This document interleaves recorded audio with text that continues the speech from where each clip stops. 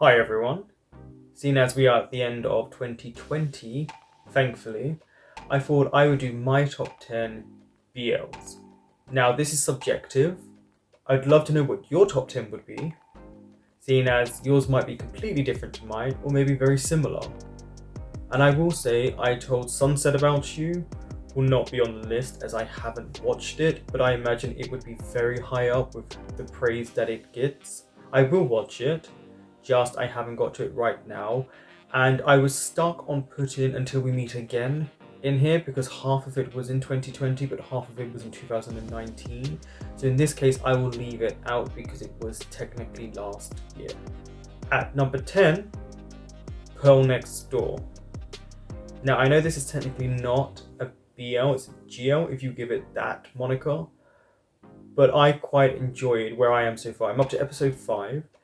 We are given a love triangle between Pearl, Carlene, and Alex. And it's a tug of war between Carlene and Alex on who Pearl wants, if not both of them. We also get the idea of biphobia, or a fear of being left by someone because they like more than one gender.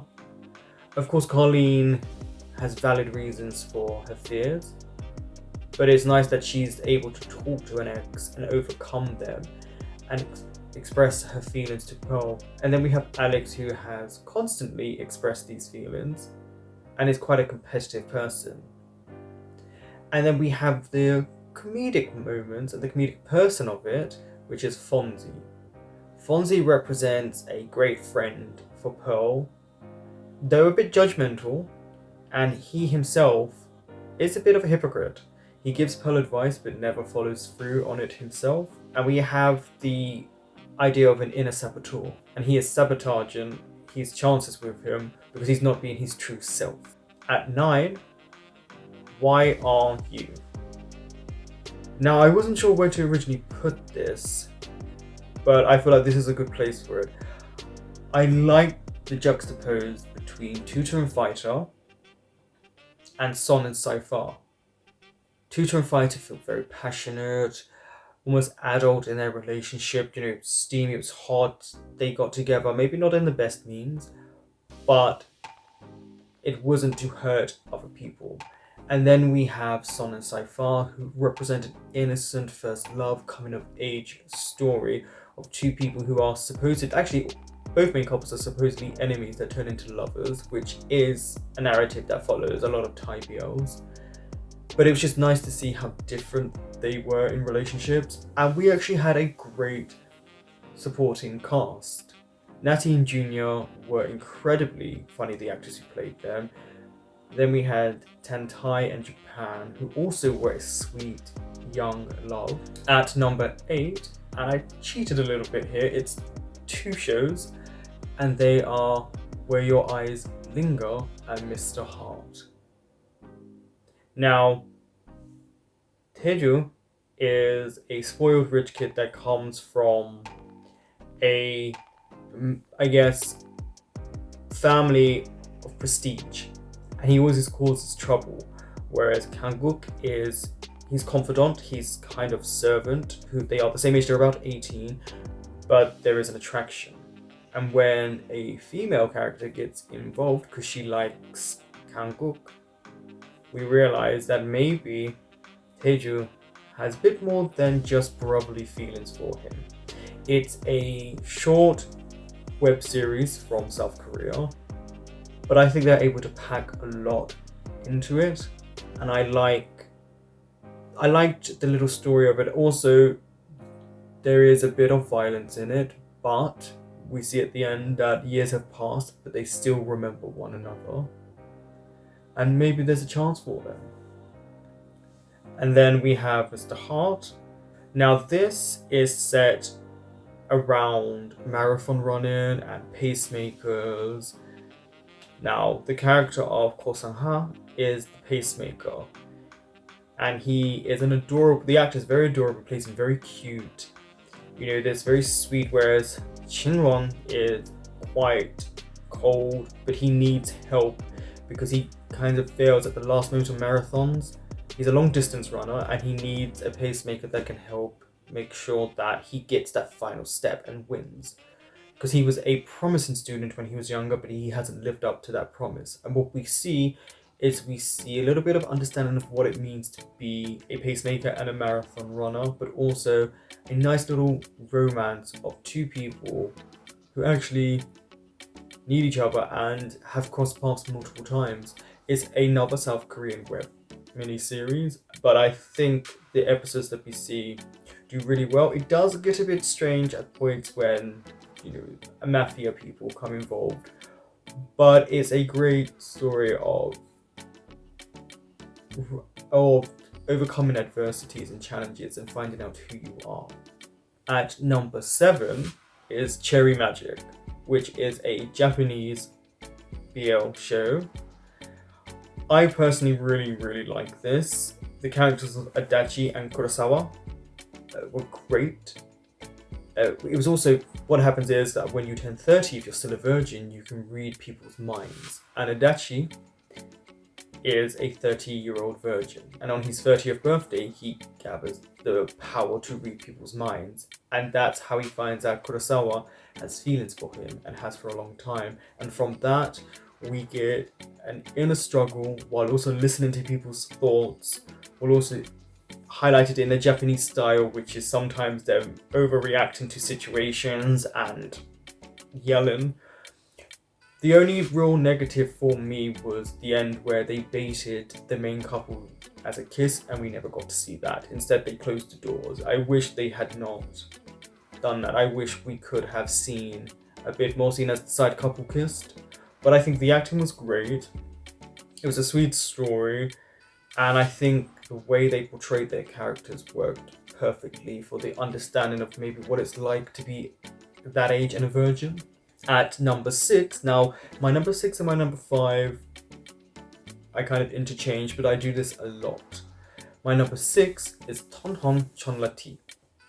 Now, I'm only up to episode 6 on this, but I really like it. It's very farcic, it's very satirical. It feels almost like a comedy show, like a slapstick comedy show, but it has a plethora of actors from BL world and just actors in general who do a really good job.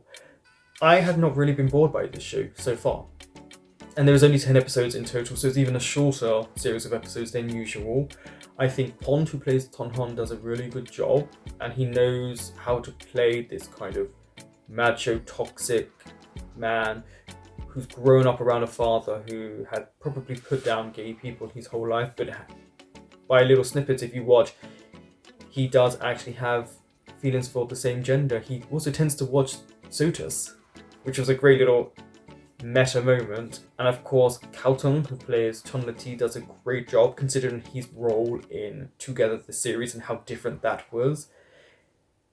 And we just have a really great array of cast. I mean, we have Top Tap, we have Mike, we have Jan.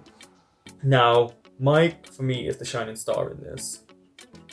He knows his comedy moments. He knows how to exaggerate features, but it's not in a ridiculous way.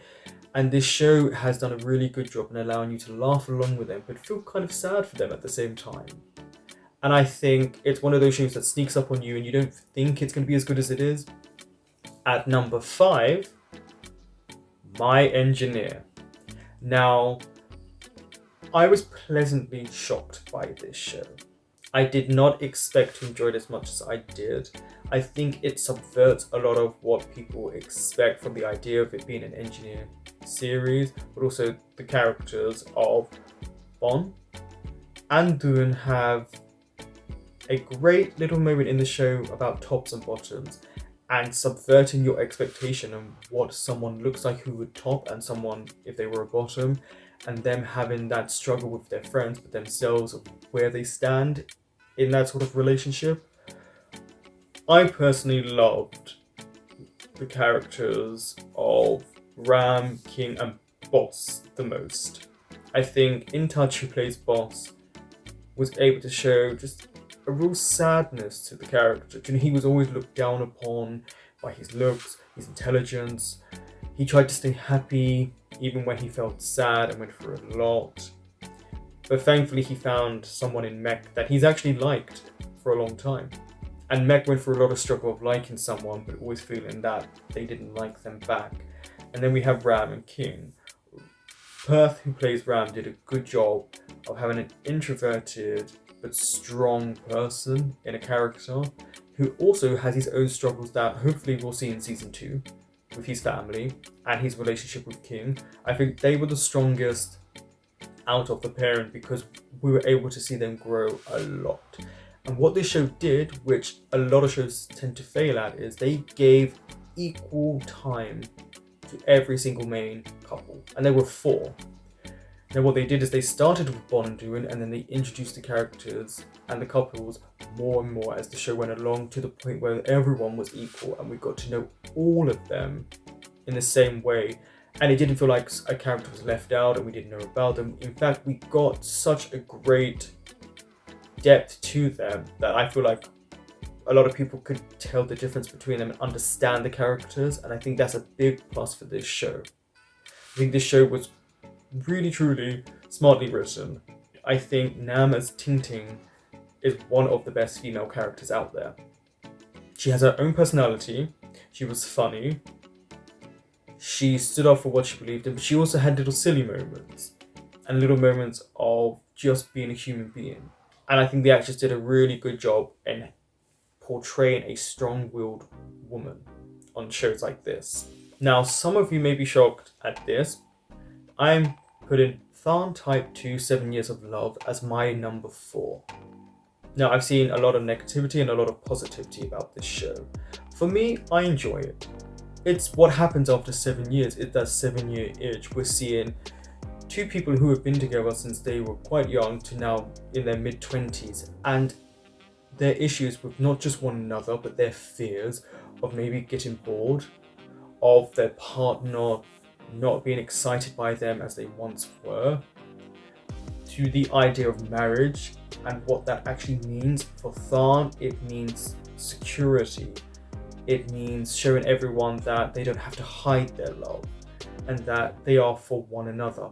Tharn is a true romantic, whereas Type feels you don't need to show that because they have one another and they've been together for so long, and that marriage is just a part of that life. It doesn't have to be everything.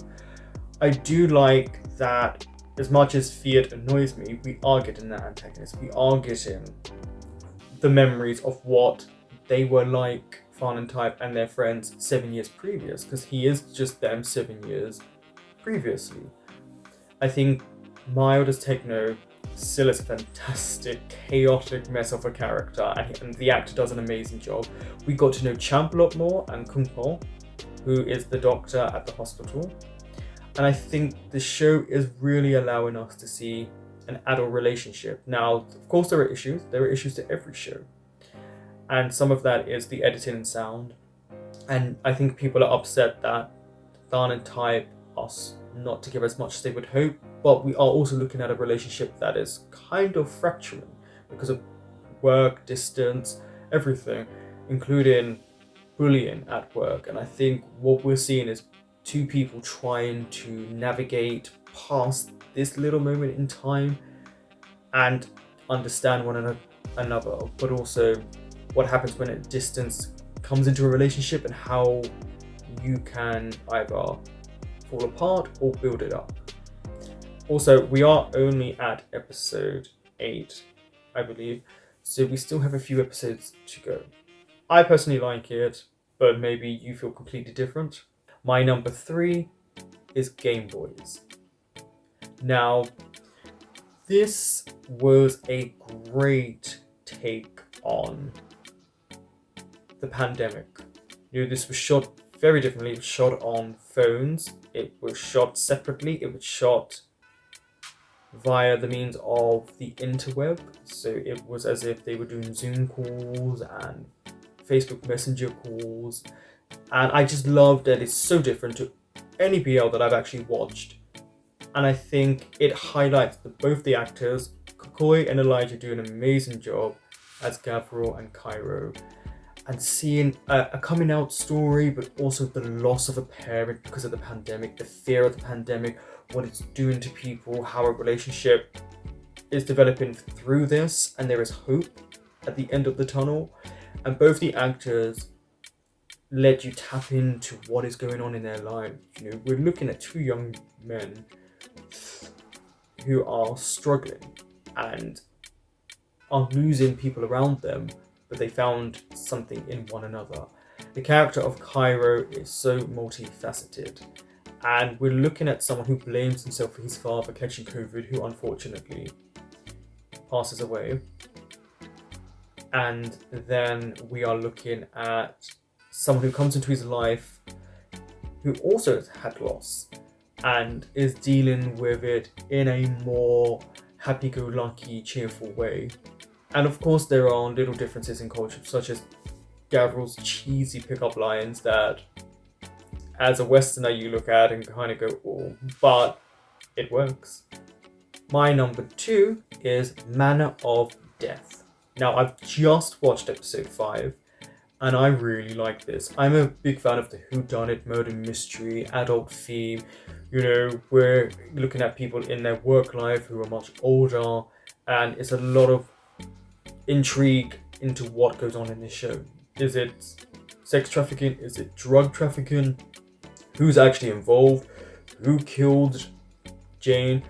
Why did they kill her? Who's actually involved? What do they know? Who is Tan? And I think Max and Tool, once again, just bring a sort of chemistry that I think a lot of actors don't have compared to them. And they do it in a very subtle way. It's not very in your face. Like Together With Me was very hot and steamy. This is completely different. I love the theme music. I love the way it's shot and filmed. I like what all of the actors are doing in this show because it's intriguing. And as a viewer, we are given so many twists and turns and so many red herrings that it's nice to try and figure out a show as you go along. And then, not a shock to anyone, my number 1 is Guyasa pelicula, like in the movies. This to me is one of my favorite shows ever. I think it was just so beautifully, so smartly done. And it is definitely a coming out story. It's a love affair that happens in a very short span of time. And unfortunately, it never gets to flourish because of circumstances. I think the two actors, Ian and Paolo, do a beautiful job of their characters of Vlad and Carl. And I urge anyone who hasn't seen it to go see it. I'm not going to say too much about it, just know that Guyasa pelicula is definitely one of those shows that you will remember once you will go back to the show repeatedly. So there you go. That is my top 10 with a little bit of reasons why. What is your top 10?